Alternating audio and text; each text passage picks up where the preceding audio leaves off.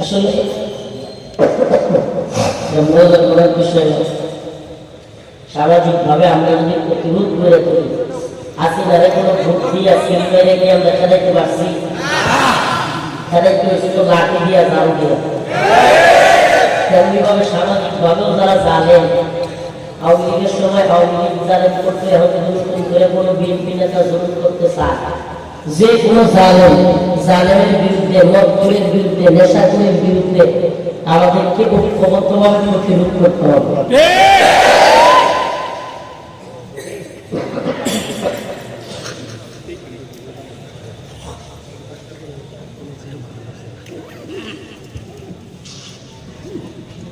দুদিন ধরে আমার জ্বর, ঠান্ডা,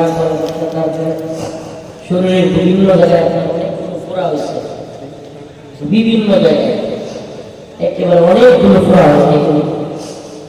তো আমাদের এলাকায় অনেকেই হচ্ছে, বুঝতেছি একটা বাইরে বলতেছে একটা অনেক সময় বন্যা হওয়ার পরে যে অঞ্চলগুলোতে বন্যা হয় ওই এলাকাগুলোতে বিভিন্ন ধরনের রোগ হয়।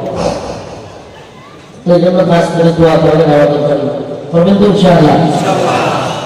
আসুন একটু পৃথিবীর মুসলমানদেরকে নিয়ে অন্তত তাদের ব্যথায়, তাদের কষ্টে অন্তত একটু তাদের প্রতি সমবেদনা জানায়, অন্তত তাদের জন্য একটু দোয়া করি, কি করেন তাদের জন্য একটু সমবেদনা জানায়। হাই পৃথিবী, 2025 সালে এসে দেখতে হয় পৃথিবীর একটা দেশ যার নাম ফিলিস্তিন, যে দেশের একটা শহরের নাম হলো গাজা, যে গাজা শহরকে ইসরায়েলের বর্বর বাহিনী মাটির সাথে মিশিয়ে দিচ্ছে। গোটা পৃথিবী যারা আজ নীরব, কেউ দেখবার নাই, জাতিসংঘের নামের কুফরি সংঘ ওই ভণ্ডরা যেন গাজায় কি হচ্ছে দেখেও দেখে না। ওই পশ্চিমা কমিউনিটি, এই আন্তর্জাতিক কমিউনিটি, এরা যেন গাজার মুসলমানদেরকে দেখেও দেখে না। ওদিকে আমাদের ওই মুনাফিক গাদ্দার শাসকেরা সৌদি আরব, বাহরাইন, কাতার, দুবাই, মিশর, জর্ডান সমস্ত আরব রাষ্ট্রগুলো গাদ্দার মুনাফিক শাসকেরা আছে। মদ, নারী আর হলো বেহায়া করা, অশ্লীলতা, ফুটবল খেলা, বিভিন্ন নর্তকীরা চালু, এগুলোর মধ্যে ব্যস্ত। ওই গাদ্দার আরব মুনাফিকরা পৃথিবীর সবচেয়ে বড় football tournament FIFA world cup আয়োজন করে, শত শত কোটি টাকা খরচ করে, রিয়াল খরচ করে, অথচ গাজার মুসলমানদের হসপিটালে চিকিৎসা দেওয়ার মতো সরঞ্জামাদি ঔষধ পর্যন্ত না। কি হবে তোদের, কি হবে তোদের এত টাকা, এত পয়সা? মানুষের শরীরে কাইটে গেলে বড় হয়ে যায়, ডাক্তারের কাছে গেলে সেলাই করে কি করে না? কোনদিন কি কোনো ডাক্তারকে দেখছেন ইনজেকশন না দিয়ে সরাসরি সেলাই করতে? পদ্মা না মিলিয়া ব্যথা না করে ইনজেকশন না দিয়া যদি সেলাই করে আমরা সহ্য করতে পারবো? ও মুসলমান ইমানদার, বুক ফেটে যাবে যখন আপনি আমি এই উদযাপন করছি, বাড়িতে মাদ্রাসার সামনে হাজারো জনতা নিয়ে মাহফিল করছি, যখন ঈদের মধ্যে আপনি আমি হাজার হাজার টাকার মার্কেটিংয়ে ব্যস্ত, মার্কেট করতেছি আপনার বাচ্চার জন্য, আমার আপনার বাচ্চাদের জন্য আমরা মার্কেটিং নিয়ে ব্যস্ত, আমরা তাদের জন্য নতুন নতুন জামা কাপড় কিনতেছি, বানাইতেছি, আমরা গরু জবাই করতেছি, গোশত রান্না করতেছি, বাচ্চাকে হাইটা নিয়ে সুন্দর জামা কাপড় পরিয়া ঈদগাহের মাঠে যাচ্ছি। কি আনন্দ! ঢাকা থেকে, ময়মনসিংহ থেকে, দেশের বিভিন্ন জায়গায় এলাকার যে মানুষগুলো দূরে থাকে তারাও ঈদের মধ্যে এসেছে। হায় কি আনন্দ! খেলাধুলা, রাস্তাঘাটে দেখা হলে সালাম, একসাথে বসে আড্ডা দেওয়া, চা খাওয়া, গল্প করা, এজন্য এক আনন্দের আমেজ। আর ওই মুহূর্তে ফিলিস্তিনের গাজায় একের পর এক বোমা মারতে মারতে মুসলমানদের ভূমিগুলো, মুসলমানদের বাড়ি ঘরগুলো ধ্বংসস্তূপে পরিণত করছে।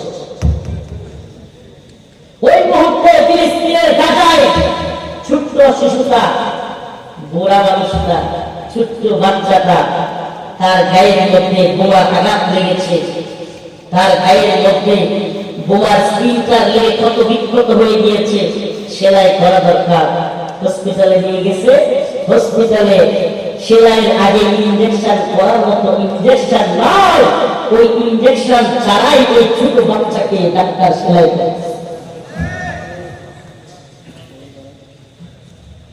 কল্পনা করতে পারেন?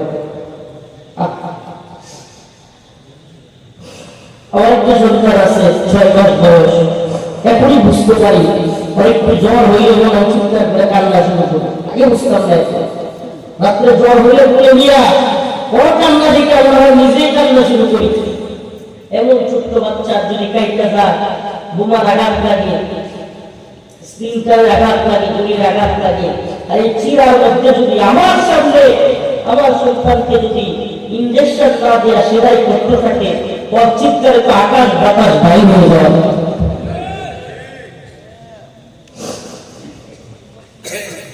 ঈদের মধ্যে হাসি জমায় না, আচ্ছা যদি জমায় না কিনা, জমাই করার পরে খাসিকে কি করে ওই গাছের মধ্যে বসে দিয়া ঝোলায়, গলা ঝোলায় কি ঝোলায় না, এরপরে পাগুলো কাটে, এরপরে চামড়াগুলো আস্তে আস্তে কি করে চলে, ঠিকই ঠিক না।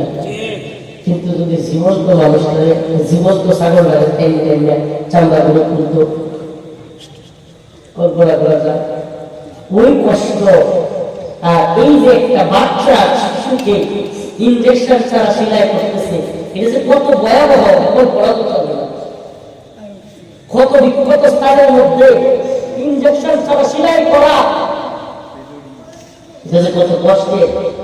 তাহলে কোনদিন ইনজেকশন ছাড়া সাহস করে দেখে একটা সেলাই দিতে পারে।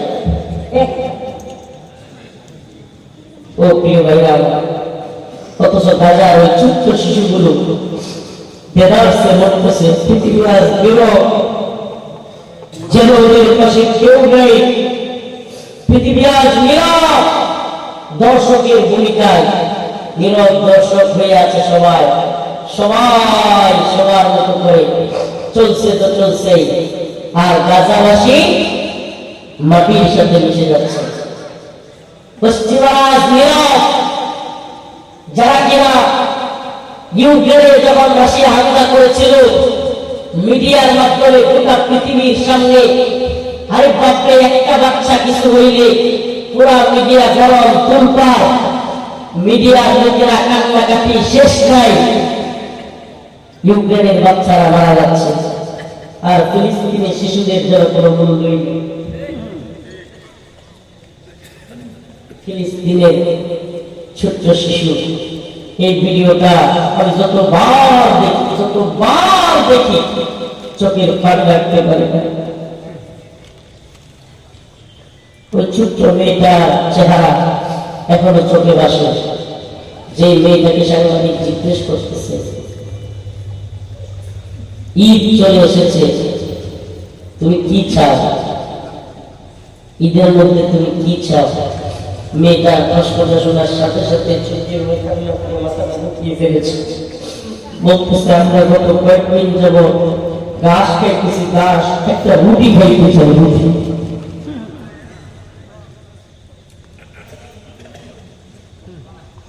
ঈদের মধ্যে চাওয়া কি? আমরা রুটি খেতে চাই, রুটি। ছোট্ট সেই বাচ্চাটা জিজ্ঞেস করছে, তুমি কি কিছু খাইছো? মাথাটা নিচ দিকে দিয়ে দিয়েছে, লজ্জা। ও মুসলিম উম্মাহ, আজকে পৃথিবীর দিকে দিকে মুসলমানরা নির্যাতিত। ছোট আরেকটা বাচ্চাকে জিজ্ঞেস করেছে, আমাদের বাচ্চাদেরকে জিজ্ঞেস করে কি বলতো, খেলনা চাই, কাপড় চাই, মিটার চাই, সেটা চাই, বড় সাইকেল চাই, কোনটা মতো সাইকেল চাই, বলতো কি বলতো? ফিলিস্তিনের ছোট্ট শিশু কি বলে? আরেকটা ছোট্ট বাচ্চাকে জিজ্ঞেস করেছে, এই যে ঈদ, ঈদের মধ্যে তুমি কি চাও? ওই ছোট্ট শিশু বলতেছে, ঈদে আমাদের কোনো চাওয়া নয়, যা চাওয়া হলো ওই যে উপর থেকে বিমানগুলো যেন আমাদের উপরে আর কোনো বোমা না, ওই যে বিমান, ওই বিমান যেন আমাদের উপরে আর বোমা না ফেলে, আমরা ঈদে আর কিছুই চাই। ছোট্ট শিশু মারা যাওয়ার আগ মুহূর্তে পৃথিবীর ভাইরাল একটা বিষয়, পৃথিবীর সকল প্রান্ত ছড়িয়ে গিয়েছে। ফিলিস্তিনের সেই ছোট্ট শিশুর কথা মৃত্যুর আগে বলেছিল, আমি আমার আল্লাহকে গিয়ে সব বলে দেব, আমি আমার আল্লাহকে গিয়ে সব বলে দেব।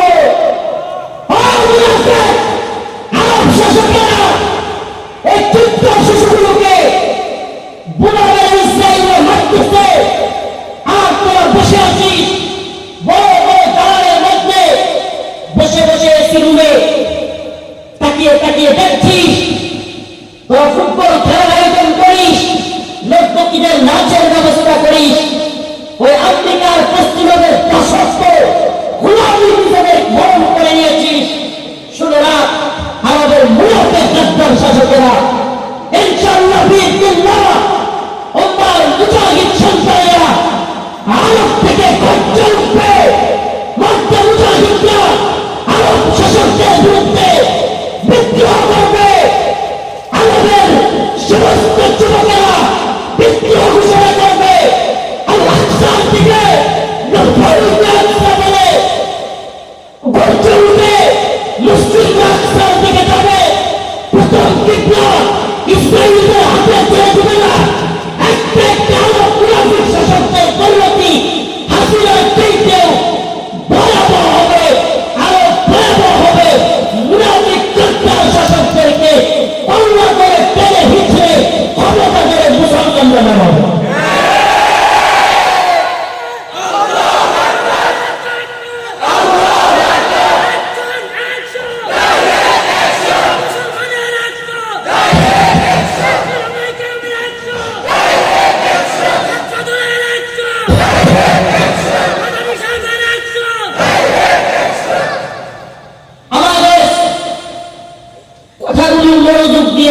বুঝবার চেষ্টা করবেন, উম্মাহ যুবকদেরকেই জাগতে হবে। কোন বিএনপি অনুদ্ধ প্রমুখ হাসিনারে ক্ষমতা থেকে নামাইতে পারে নাই, কিন্তু যখন যুবকেরা জায়গা গেছে 16 বছরের জালে পলায়া যাইতে বাধ্য হয়েছে।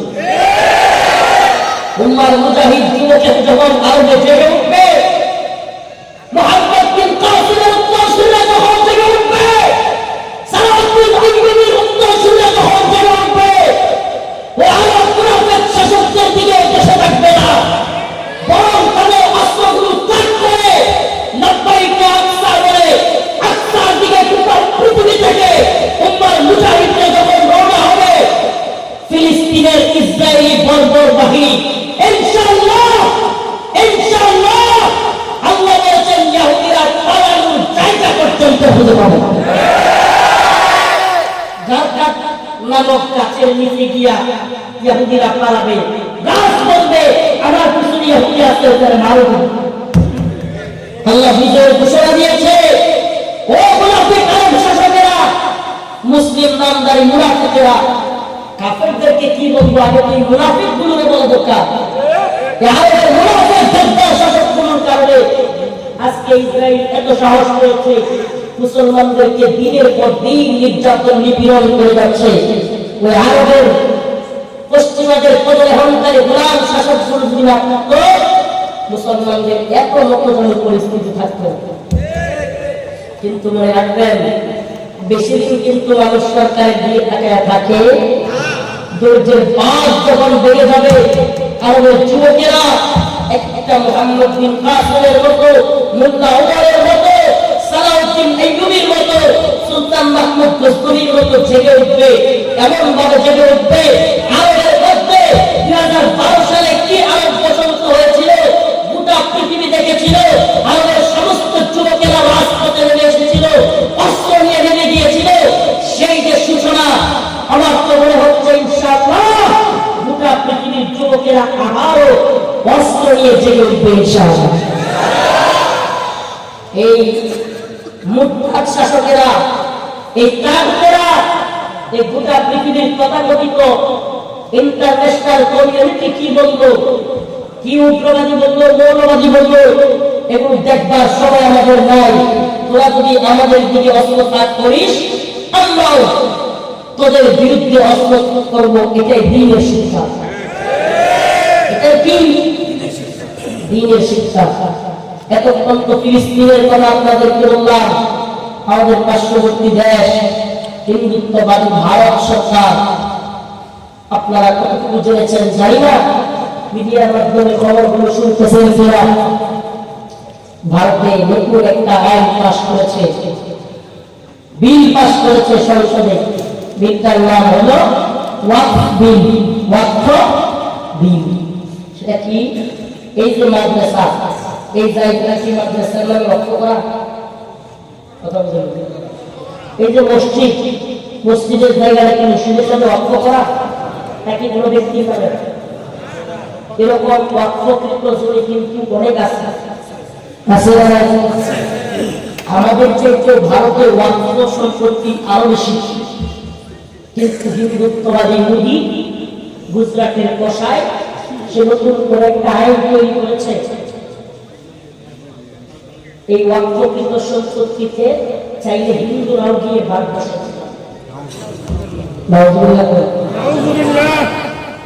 চিন্তা করতে পারেন, মুসলমানদের সম্পত্তিগুলোতে হিন্দুত্ববাদীরা এখন মাদ্রাসা, মসজিদ, মুসলমানদের বিভিন্ন ওয়াকফকৃত সেবামূলক, এই মনে করেন এই যে হিজবুল ফুজুল ইসলাম সংগঠন, এরকম সংগঠন যদি ভারতে থাকে, যেগুলো মানবতার কল্যাণে কাজ করবে, যেগুলো ওয়াকফকৃত জমি আছে, চাইলে তারা হিন্দুত্ববাদীরা এখন গ্রহণ করবে।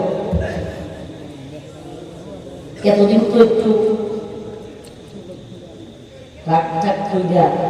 সিস্টেমে মুসলমানদের মসজিদে হামলা করতো, বাবরি মসজিদে ভারতে গেলে অজুহাত দিত। এখন আর অজুহাতের দরকার নাই, আইন তৈরি করে কি করতেছে? দখল করবে, এই ষড়যন্ত্র করেছে। আমাকে বলেন, এই যে হিন্দুত্ববাদী প্রশাসন এই আইনটা করেছে, আপনি কোন ডেমোক্রেসি দিয়া সিল মারো ভাই সিল মারো, বুক মারো ভাই বুক মারো, ভারতে কোন সিল মাইরা মুসলমানদের এই অধিকার আপনি রক্ষা করতে পারবেন? পাবেন? মুসলমানদের অপ্রকৃত জমি নিয়ে যাবে, হিন্দুত্ববাদীরা রায় দিয়েছে। এখন সিল মারো আর বুক মারো দিয়া আপনি হিন্দুত্ববাদীদের বিরুদ্ধে নিজের অধিকার আদায় করতে পারবেন? ফিলিস্তিনে ইসরায়েলি বাহিনী হামলা করছে, ভোট দিয়া সিলমাইয়া গণতন্ত্র দিয়া ইসরায়েলের হারাদার বর্বর বাহিনীকে আপনি খাইতে পারবেন? নাকি অস্ত্র হাতে নিতে হবে? কথা বল না। আপনার জমি যদি কেউ দখল করতে আসে, তাইলে আপনি যদি মসজিদের উপর হয়ে গিয়ে দোয়া করেন জমি রক্ষা করুন, আল্লাহ বলছে আগে চেষ্টা করতে হবে। ওই চেষ্টার নাম হল জিহাদ। চেষ্টার নাম কি?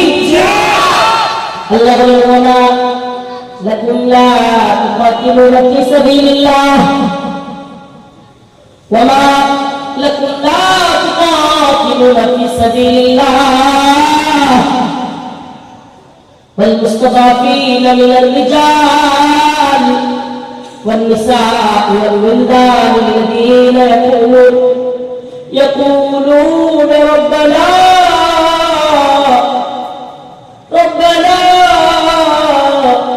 أخرجنا من هذه القرية الظالم أهلها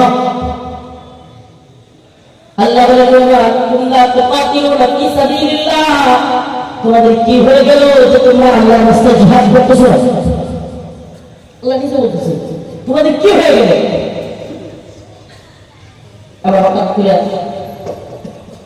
একজন একটা কাজ করতে বললে না করলে হঠাৎ করে দেওয়া তো কি হলো দুটি কাজে বলি না, বলি কি বলি না?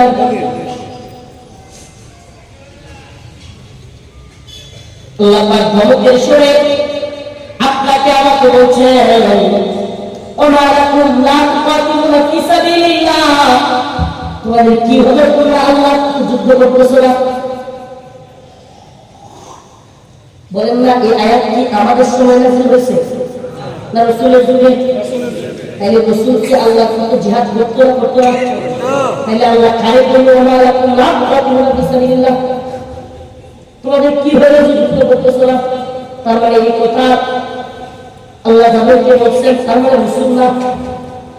আল্লাহ যাদেরকে উদ্দেশ্য করে এই কথা বলছেন সেটা কি রাসূল? কিন্তু জিহাদ করতেছেন সাহাবায়ে কেরাম, আল্লাহর পথে যুদ্ধ করছেন না করেন না? আল্লাহ নবী সব সাহাবায়ে কেরাম হাফেজ না, সব সাহাবায়ে কেরাম আলেম না, সব সাহাবায়ে কেরাম কারি না, কিন্তু আল্লাহ নবী সকল সাহাবায়ে কেরাম মুজাহিদ। কি মুজাহিদ? সব পুরো রাসূল সাহাবীরা একজন জিহাদ করেন সুবহানাল্লাহ। প্রিয় ভাইরা বন্ধুরা, বুঝে থাকিয়ে বলবেন, আমার কথাগুলো যদি বুঝে আসে বলেন আল্লাহ বলেন ওয়ালা লাকুম লা তুকাতিলুনা ফি সাবিলিল্লাহ, তোমাদের কি হয়ে গেল? তোমরা ওই নির্যাতিত ফিলিস্তিনিদের পক্ষে যুদ্ধ করতেছো না? তোমাদের কি হয়ে গেল? তোমরা ওই কাশ্মীরের নির্যাতিতদের পক্ষে যুদ্ধ করতেছো না? তোমাদের কি হয়ে গেল? তোমরা আরাকানের মুসলমানদের পক্ষে যুদ্ধ করতেছো না? এই কথাগুলো কি আল্লাহ পাক রাসূলকে বলেছেন?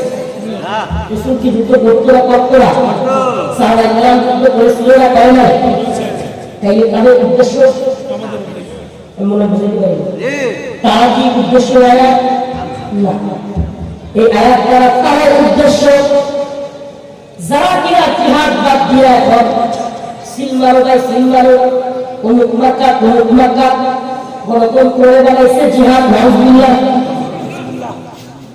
আর যে সংবিধানে বলা আছে সমস্ত ক্ষমতার উৎস জনগণ নাউজুবিল্লাহ, যদি কেউ বিশ্বাস করে সমস্ত ক্ষমতার উৎস জনগণ, ইমান থাকবে? সমস্ত ক্ষমতার মালিক কে? বলেন না কে? সমস্ত ক্ষমতার মালিক কে? আমরা কার গোলাম? নাকি সমস্ত ক্ষমতার মালিক জনগণ? আমরা সমস্ত ক্ষমতার মালিক। তাইলে তো প্রত্যেকটা জনগণ এক একটা প্রভু, এক একটা তাগুত। প্রত্যেকটা জনগণ এক একটা প্রভু। যদি কয় সমস্ত ক্ষমতার মালিক জনগণ, তাহলে জনগণ তো প্রভু বানাইলেন আপনি। সমস্ত ক্ষমতার মালিক কে? তাবারাকাল্লাযী বিয়াদিহিল মুলক ওয়া হুয়া আলা কুল্লি শাইইন কাদির। সমস্ত শাইইনের মালিক কে? সমস্ত মুলুকের মালিক কে? কুল্লাহুম্মা মালিকাল মুলক তুতিল মুলকা মান তাশা ওয়া তানজিউল মুলকা মিম্মান ওয়া তু'ইজ্জু মান তাশা ওয়া তুযিল্লু মান তাশা। ইজ্জতের মালিক কে? লাঞ্ছনার মালিক কে? আর সুবহানাল্লাহ। 16 বছর যখন ক্ষমতায় ছিল কেউ কল্পনাও করতে পারে না হাসিনা জীবিত থাকলে তার পরিস্থিতি এতটা ভয়াবহ হবে। চিন্তা করছেন কোনদিন? কিন্তু আল্লাহ বলেন আরে আমি তো ক্ষমতার মালিক, ফাতানজিউল মুলকা মিম্মান তাশা, আমার মন চাইলে আমি ক্ষমতা কাইরে নেই। এমন ভাবে কাইরে নিছেন আল্লাহ এমনভাবে কেড়ে নিলেন, রান্না করা গুস্ত খায়া ফেলার সময় নাই। ও ফুলপুরের মুসলমান, তোমাদের হাবিব নেতা, শরীফ নেতা, অমুক নেতা, তমুক নেতা, কত নেতা, কত পুলিশ, ওলামায়ে কেরামকে হাসিনার কথায়, হাসিনার পক্ষ নিয়া ওলামায়ে কেরামকে মাহফিল আসতে দিত না, মাহফিল বন্ধ করে দিত।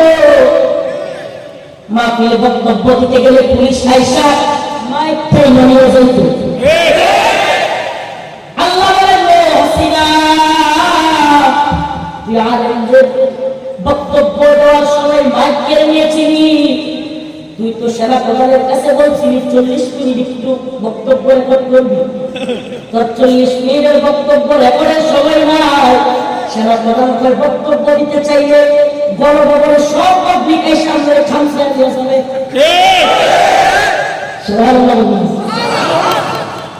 এক বক্তব্য দিতে গিয়া ক্ষমতা গেছে, ভারতে গিয়া আরেক বক্তব্য দিতে চাইছি, বাপের বাড়ি গেছে। 32 নম্বর আসিয়া গেছে। আল্লাহ আলেমদের বক্তব্য তুই বন্ধ করতে চেয়েছিলি, আরে আল্লাহ ছাড় দে, কিন্তু ছেড়ে দেই না। ঘুড়ি উড়াইছেন জীবনে বুদ্ধি, ঘুড়ি কিন্তু আকাশে উড়ে, কিন্তু সুতার নাড়ায় কিন্তু যে উড়ায় তার হাতে।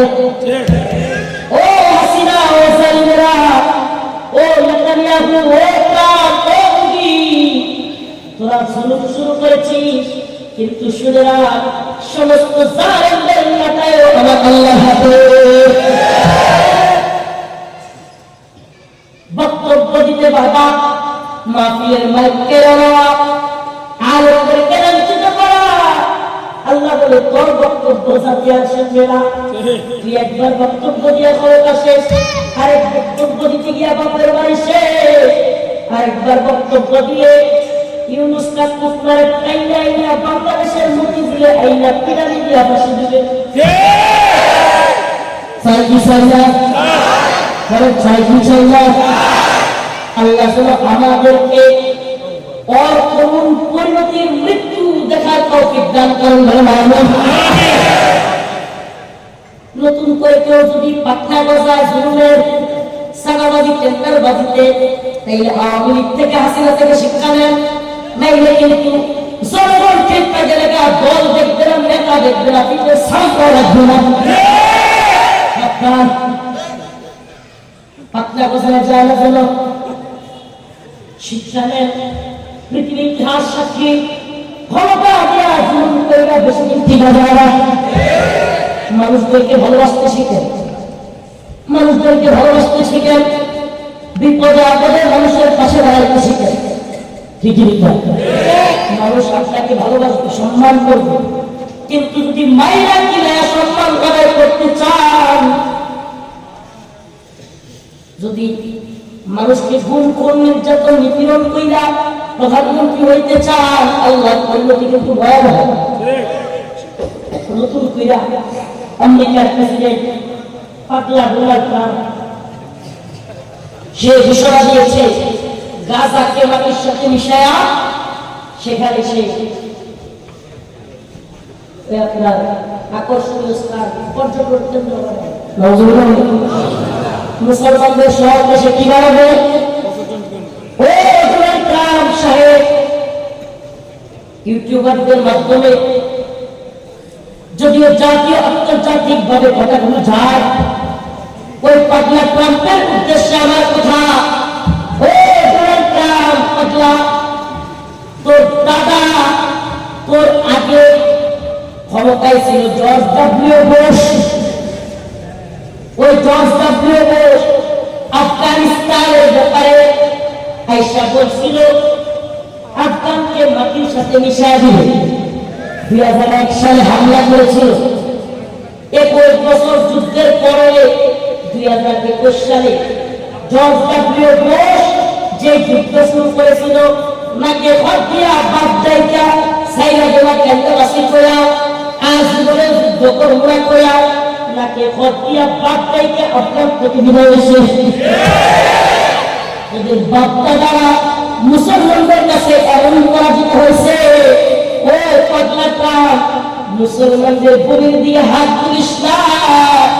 মুসলমান মর্দ মুজাহিদরা তালেবানের মতো যদি দাঁড়া যায়, পৃথিবীর ইতিহাস সাক্ষী তোদের মতো জালিমেরা পায়ে হাত দিয়া নগ্নজনক হইয়া লাঞ্ছিত হইয়া পৃথিবী থেকে বিদায় নিতে হবে।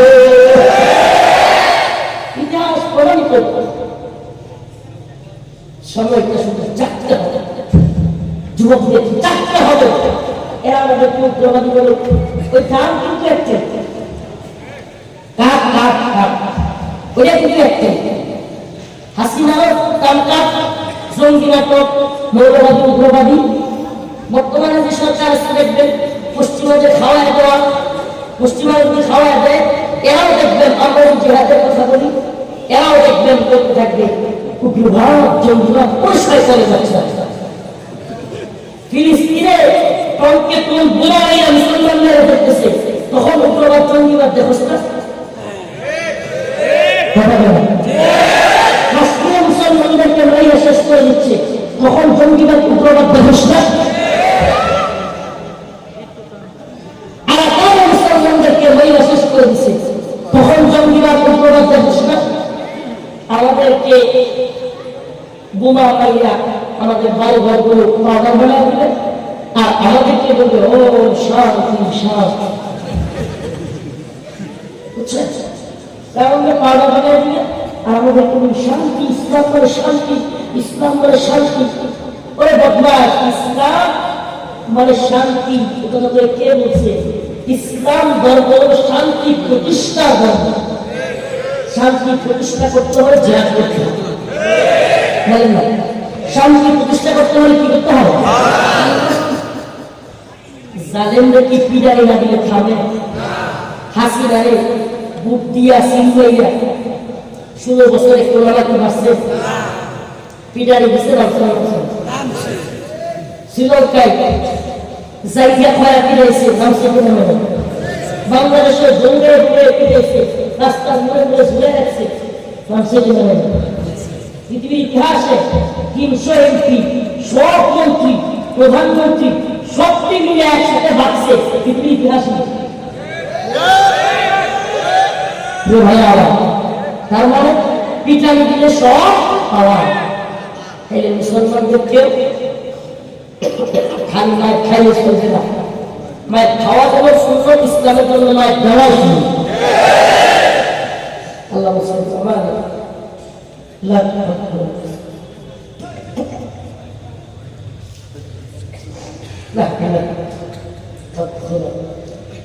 খাস করে আপনাদের কাছে এরা শরীফ ভাই, আমি আসবো, তারপরে রাস্তা বাংলা দিলে আবার চলে আসছে আপনাদের কাছে কাজ করতে হচ্ছে। একটা কথা যাই করে দোয়ার মধ্যে ফিলিস্তিনি দেখতে বলবেন, বলবেন বলবেন ফিলিস্তিনি শিশুদের জন্য দোয়া করবেন তো? ফিলিস্তিনের মুজাহিদদের জন্য দোয়া করবেন তো?